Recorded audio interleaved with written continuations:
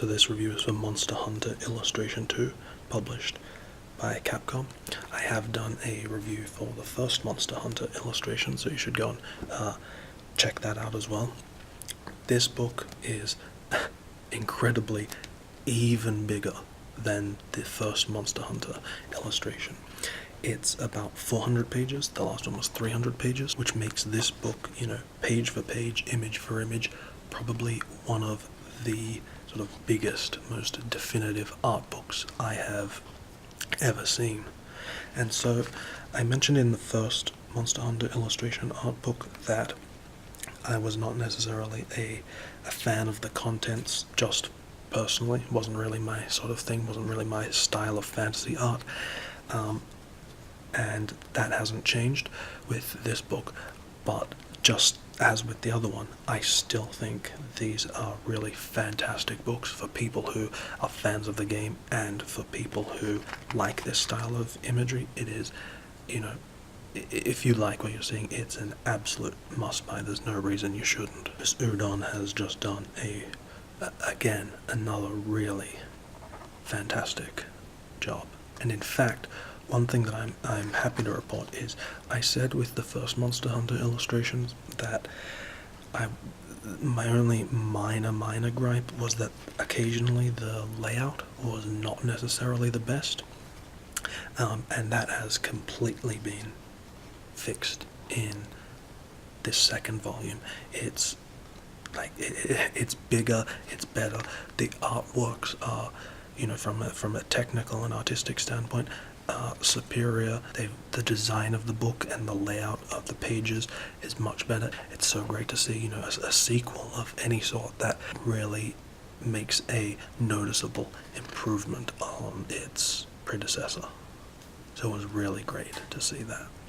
I don't really have a whole lot more to say on the book, so this one will probably just mostly be a flip through because it is such a huge book. And if you want to sort of hear more about why I didn't really like the images personally and why I also thought it was a really great book objectively, you can go and watch the Monster Hunter Illustrations #1 for a bit more insight on that front. But I will also, it's probably worth mentioning, when this book was originally released in Japanese, it was in 2 volumes, inside a slipcover.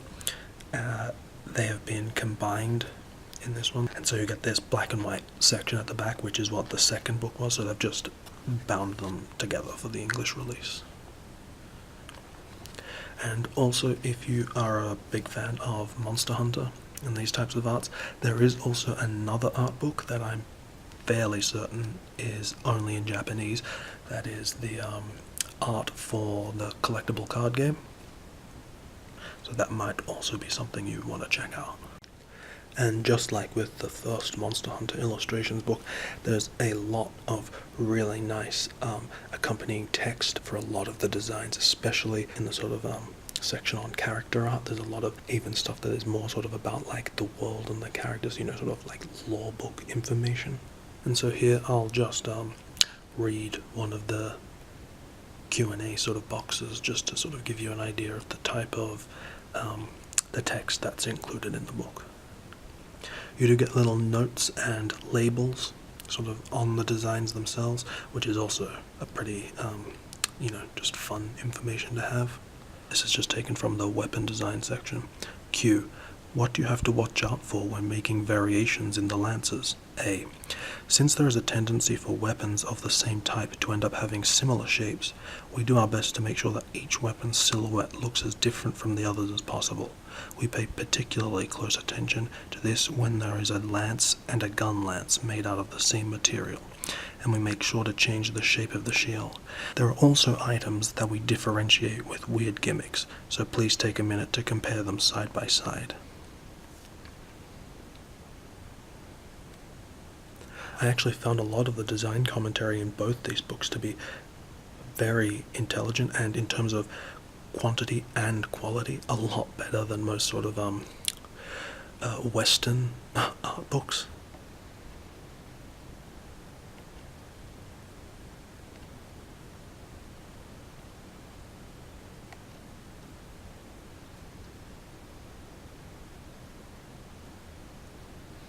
So while this style of art and world isn't really my sort of thing, I think for people who are fans of this style of fantasy art, and especially fans of the game, this is going to be a really great book for you to sort of pore over and treasure as sort of the definitive design bible for this game.